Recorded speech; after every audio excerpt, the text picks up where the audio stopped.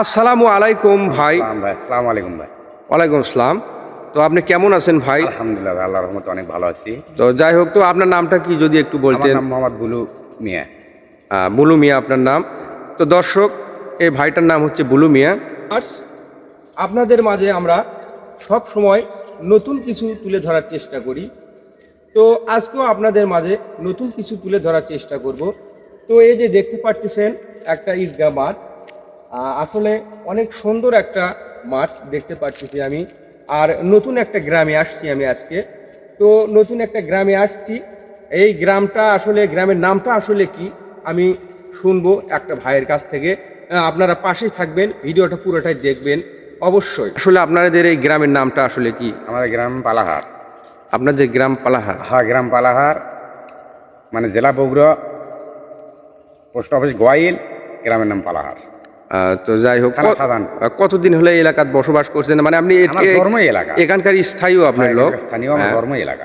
অনেক অনেক ধন্যবাদ আপনাকে কথাটা বলার জন্য।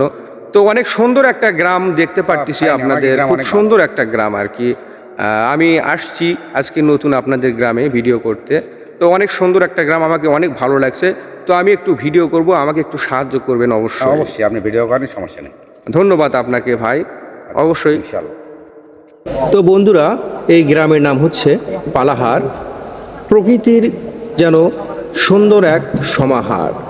তো অনেক সুন্দর একটি গ্রাম। আর কয়েকদিন পরেই কাটা হবে আমন ধান, কৃষকের ভরে যাবে মন আর প্রাণ।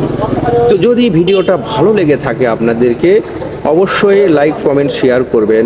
অনেক সুন্দর একটা ভিডিও, কিন্তু পুরো ভিডিওটাই দেখার চেষ্টা করবেন। হয়ে গেছে কিছু জানা অজানা কথা,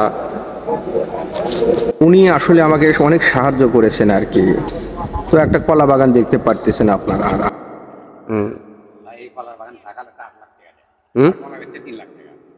কলায় 3 লাখ টাকা বেচছে। যাই হোক, যদি ভিডিওটা ভালো লাগে অবশ্যই লাইক কমেন্ট শেয়ার করবেন, আমার পেজটিকে ফলো করবেন।